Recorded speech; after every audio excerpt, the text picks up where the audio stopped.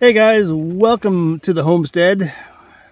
I figured I'd come in today and give you a garden update on what's going on here at the homestead. You can see some fresh picked okra coming in. This is our first okra that we've picked. Now, fresh and raw, they can be a bit slimy. You just gotta get used to that. They're very, very healthy for you.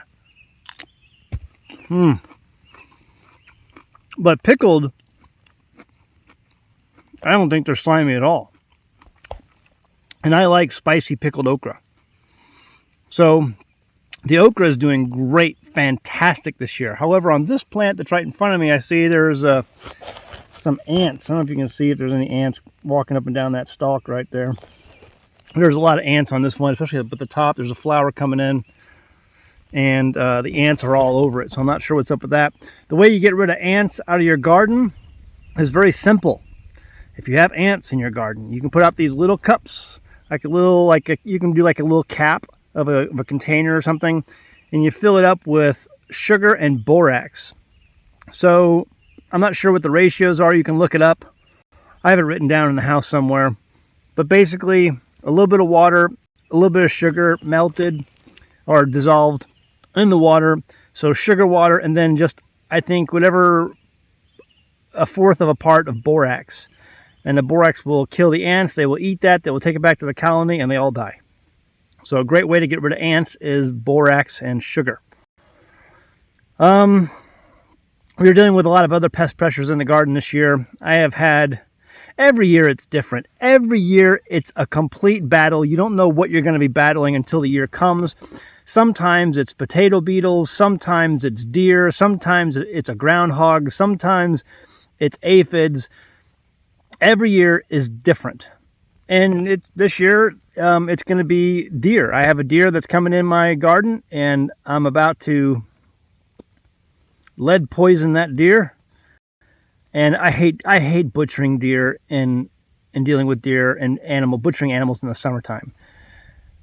Butchering animals is traditionally done in the fall, and so in the wintertime, I don't like dealing with it in the spring, in the summer, especially in the middle of summer, dog days of summer like it is right now. I'm seeking shelter under my okra plants. I can't get myself all the way under here, so my feet are pretty hot right now. Anyway, yeah, so you've got to deal with these pests, and you just never know what you're going to deal with.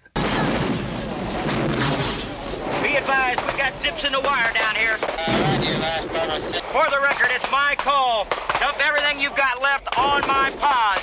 I say again, expend all remaining in my perimeter. It's a lovely f***ing war. Bravo 6 out.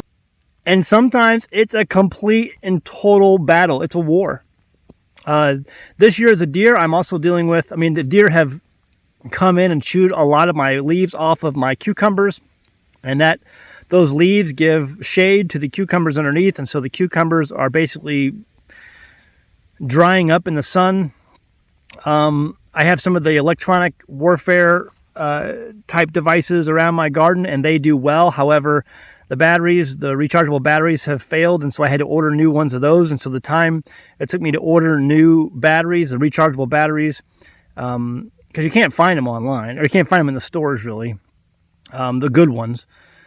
And so I had to order those online. I think it was the 2700 milliamp hour batteries, AA's, and they were delivered. And so now my electronic warfare systems are back up and running again, keeping the deer at bay. And they do work. They absolutely work. The deer hate those things. In fact, I've come out at night or the next day in the morning, and I've seen how the deer have attacked.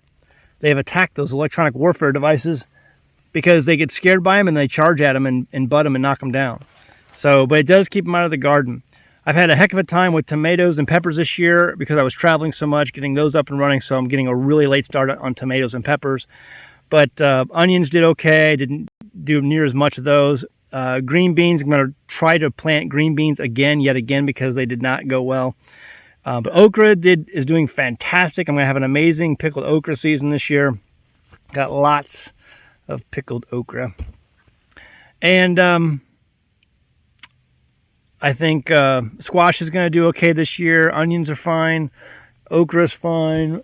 Potatoes are going to be good this year. We got lots of potatoes. So some things really do well every year and some things just don't. And so you got to do as much as you can and tend to the garden as best you can and hope for the best. So anyway, another thing I want to talk about today is the rain situation. We've had a little bit of rain here. We've had a couple downpours that have really taken the edge off, but I am basically watering my garden every day because it's 100 degrees out almost every day, and they need water. They just need water. You're going to have to water them.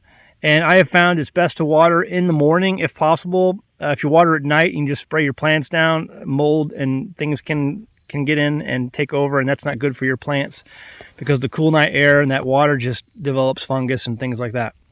So I find it best to water in the morning, and the midday sun can burn off everything else on the surface, and they can get that water down in the roots in the early morning. And then, but I've got, let's see, one tank. Let me show you where I'm at. Let me flip the camera around here. Okay, so if I look up there, I've got 1, 2, 3. There's 2 back there. 2, 3. Oh no, there's 4 back there. So there's 1, 2, 3, 4 back there, and then 5. And these are all these tanks. There's one tank over there behind that fence. You probably can't see it. So all these tanks, each one's 250 gallons, and they're all connected together, daisy chained together.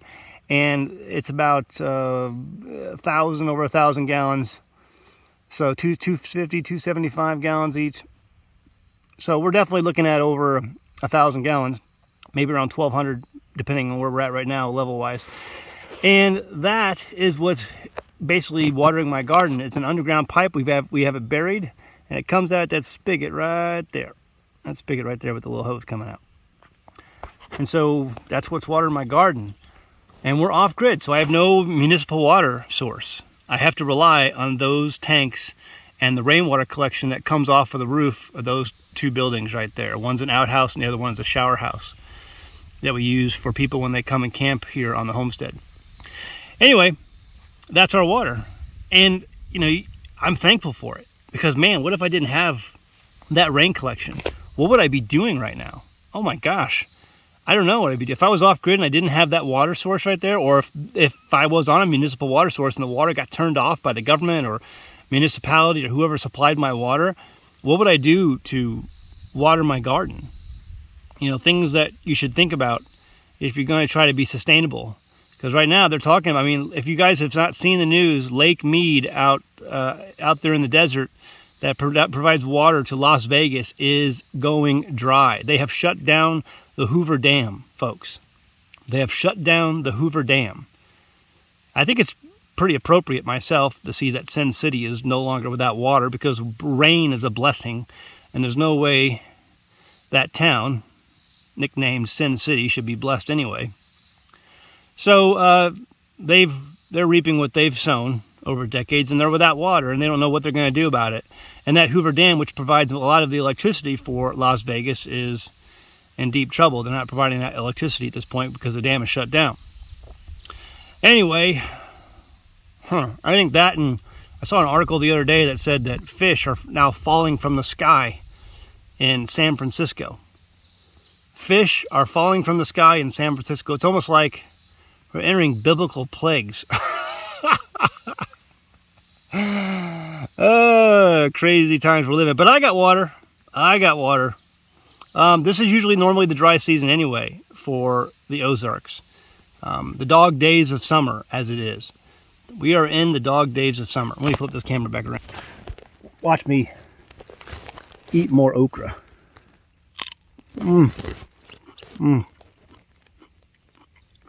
Good stuff. I know some of you guys are like, Zach, I could never do that. That's way too slimy. I love the greens. I love the fresh, raw greens. That leaf is kind of in my way there. Anyway, I'm enjoying the days right now we're in. It is hot. We don't have AC, and so it can be very hot. We do have a creek that we go down and get cooled off in, and that's fun to do. But that leaf is kind of bothering me. I don't know why. Was it there earlier? Maybe I need to move up here like this. There we go. That's still bothering me. I guess I could clip it down, but I don't want to hurt my plant. Anyway, we have a place to cool off. It's at our creek, and there's a patch of pawpaw trees down at that creek, and I'm waiting for the pawpaws to come in. There's not as many pawpaws as there are some years, although last year there was like almost no pawpaws. So I'm looking forward to maybe getting some pawpaws this year. And then, you know, AC, it's like we have a disease. I have a disease. It's called comfort. But America also has a disease called lack of endurance. And one way to increase your endurance and tenacity is to live without AC. You wonder why our greatest generation was our grandparents who served in World War II and stormed the beaches of Normandy? They had tenacity. They had the ability to build endurance. And they didn't do it growing up in air-conditioned homes. No, the greatest generation grew up without air conditioning. Keep that in mind. Oh, but Zach, I love my conveniences. There's nothing wrong with air conditioning. You have a disease. It's called comfort. It's called lack of endurance. Keep that in mind. Times are going to get tough, and things like that will be taken away from you. If you're living in the Las Vegas area right now, you're probably looking at definite rolling blackouts soon, if not already, because there's no Hoover Dam to produce your electricity anymore for you. And you're running out of water. What if some of the things that you enjoy today were taken away? What would you do? Be thinking about these things. Be thinking about them now. Plan right now. Do something. Take action. And learn to eat raw okra. So one day, it might be all you got. Yummy. I love it. All right, guys. Leave a comment below. Let me know how your garden's doing this year. What pest pressures are you facing? Are you like me? You facing any deer this year? You got squash bugs? I got some other squash bugs on another part of my garden and with some other cucumbers that are doing better. But I had to spray them with neem oil today. Neem oil works. I did a great video, fantastic video a couple years back showing you just how well neem oil combined with Dr. Bronner's Sal Suds soap works. It's a natural soap. I had a cabbage plant side by side, one cabbage plant sprayed with the oil all of its life, and the other one completely not sprayed at all with neem oil and the Dr. Bronner soap, and you can see the stark difference. I'll leave a comment. I'll leave a link to it in the description below. Check out that video, and then also a link at the end screen. So, all right, love you guys. Leave a comment below. Let me know how your garden's doing this year, and also check out our merchandise, teespring.com. Link also in the description below. Our best-selling shirt, "Stupid Should Hurt," because if we had more hurt in this world, there'd be a lot less stupid. All right, see you next time in the homestead. Bye. Hey guys, I'm happy to introduce an American Homestead sponsor, Zervita Zeal. Now, first off, I only accept sponsors from products that I use and believe in. My family uses Zeal mainly because we want to ensure a healthy immune system. You see, it's made up of only whole food concentrates and includes no artificial colors, flavors, or preservatives. The included sweetener is all natural from fruit and the stevia leaf. It's gluten-free, it's vegan, and it's kosher. In 2018, my youngest son was involved in a bike accident that resulted in the surgical removal of his spleen, and that's an important part of his immune system. And because we live on a farm, you can guess that having a healthy immune system for our family is very important.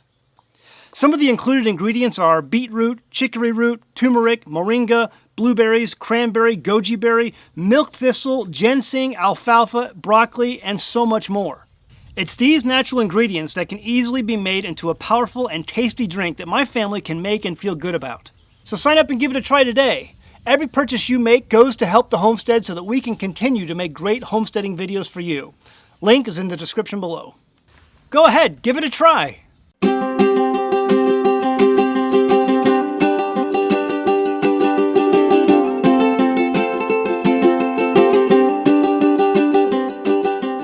Hey guys, did you know you can become a patron of an American Homestead? They get access to private videos, and we send them gifts from the homestead that we make here on the homestead. And we also enter our patrons into special giveaways that are only available to them. And before you go, please check out these other great videos. Go ahead, click. I'll wait.